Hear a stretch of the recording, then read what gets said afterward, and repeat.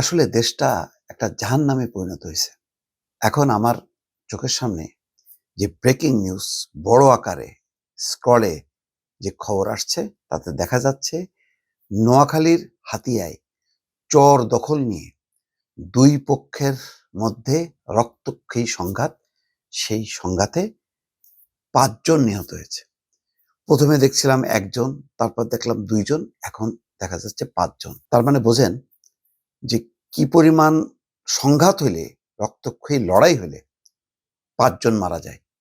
এবং আমি জানি না আর ১ ঘন্টা পর দেখব যে এই সংখ্যাটা আরো বেড়ে গেছে।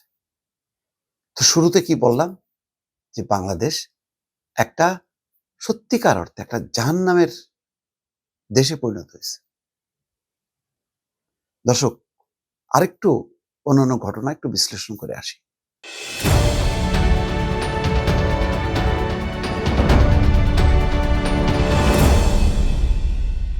বিস্তারিত এখনো খবর আসেনি।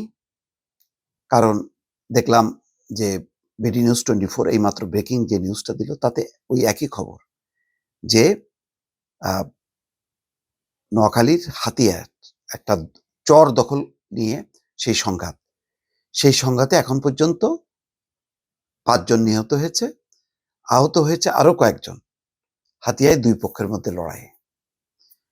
24 এর ব্রেকিং নিউজে তাই। আমি নিশ্চিত যে বাংলাদেশের নাগরিক বা বাংলাদেশের নাগরিক যে যেখানে বসেন না কেন, আপনি যেকোনো টেলিভিশন নিয়ে যদি আপনি সারাদিন নিউজগুলি একটু দেখতে থাকেন, আপনি আস্তে, আস্তে কয়েকদিনের মধ্যে অসুস্থ হয়ে যাবেন। কারণ এমন বিভৎস নিউজগুলো আপনার চোখের সামনে আসবে, যেটা আপনি কল্পনাই করতে পারবেন না। এখন সেটাই হচ্ছে। আমি সারাদিন এই নিউজ পর্যালোচনা করতে, করতে আমি যখন নাকি মানে সন্ধ্যা বা রাতের বেলায় যখন নাকি আমি একটু উঠি, আমার পুরো শরীর টলতে থাকে। মানে এত ঘটনা, এত ভয়াবহতা, এটা অকল্পনীয়। আপনি দেখেন, এই অতি কম সময়ের মধ্যে কোনো কোনো আছে, বিরতি আছে? যে না ভাই এত বড় একটা ঘটনা ঘটে গেল দেশের অমুক জায়গায়, আচ্ছা ভাই আমাদের একটু সংযত থাকা উচিত। না। আপনি ময়মনসিংহের ভালুকার কথা চিন্তা করেন। কত মানুষ এই উন্নততায় মত্ত হয়ে একটা যুবককে, তরতাজা একটা যুবক শ্রমিককে পিটিয়ে হত্যা করে, তারপরে ঝুলায় তাকে পুড়ায় ফেললো। একটা মানুষ নাই যে এই প্রাণটাকে রক্ষা করবে। আহারে, সব মুসলমান ঘরের সন্তান। বলে যে বাংলাদেশে নাকি ধর্মীয় চেতনা বেড়ে গেছে। মসজিদে শুক্রবারে জায়গা দেয়া যায় না। এই চেতনা, ধর্মীয় চেতনা একেবারে, ধর্মীয় চেতনা তো শান্তির, মানুষকে রক্ষার, মানুষকে ধ্বংস করার না। তার ঠিক একই সময় বা একই দিনে নাকি পরদিন বা আগের দিন ওসমান হাদির কথা চিন্তা করেন। একটা তরতাজা তরুণ নেতা, তার মাথা লক্ষ্য করে গুলি করলো। একদম গুলি এমন ভাবে ঢুকলো যে ঢাকা মেডিকেল চিকিৎসা হলো না, এভার কেয়ার চিকিৎসা হলো না, সিঙ্গাপুরে পাঠানো হলো, সেখানেও মারা গেল। তারপরে একদম উধাও হয়ে গেল হত্যাকারী। আর এই সুযোগটা কাজে নিয়ে যে তাণ্ডব চলল, ওরে বাপ রে বাপ! ডেইলি স্টার ভবনে ৩০ জন সাংবাদিককে তো পুড়ায় মারার চেষ্টা করা হলো।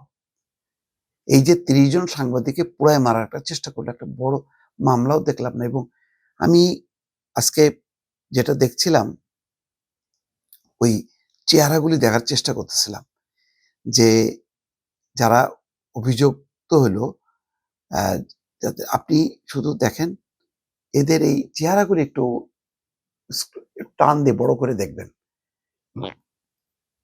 এদের চেহারার মধ্যে এক ধরনের নৃশংসতা, এক ধরনের হিংস্রতা। ৯ জন, আগের দিন আরো কতজন, ১৬ জন। দেখেন দেখেন এদের মেকআপ গেটআপ, আপনার তো ভালো লাগবে যে মানে দাড়ি টুপি আছে অনেকের, কিন্তু এগুলি একটা ভয়াল চেহারা। আমাদেরকে পশ্চিমা বিশ্ব দেখিয়েছে যে এই দাড়ি টুপির কিছু ভয়াল যারা সন্ত্রাসবাদের সাথে জড়িত, এরা কি এখন তাদের বংশধর? যদি তাই না হয়, তাহলে ঠান্ডা মাথায় কিভাবে প্রথম আলো পুড়ায় দিল, লুটপাট করলো, তারপরে আপনার ওই ডেইলি স্টারের এই ঘটনা ঘটানো, সবগুলি নৃশংসতা, ভয়াবহতা। আজকে ধারাবাহিকভাবে চলতে চলতে এই এখনকার ব্রেকিং খবর হচ্ছে চর দখল নিয়ে দুই পক্ষের সংঘাতে 5 জন নিহত। হয়তো বিস্তারিত কিছুক্ষণের মধ্যে আরো খবর পাবেন। এগুলি কখন হয় জানেন? যখন নাকি দেশে কোনো সরকার থাকে না, যখন মনে করে ওই যে দেখবেন এগুলি লিবিয়াতে ঘটে, সুদানে ঘটে, যেখানে সরকারের কন্ট্রোলে নেই কোনো কিছু, সেই সব জায়গায় ঘটে।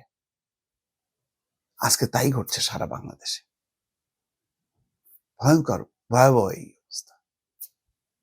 চাই না মানুষের শুভবুদ্ধির উদয় না হলে এই পরিস্থিতি থেকে আমরা রক্ষা পাবো না।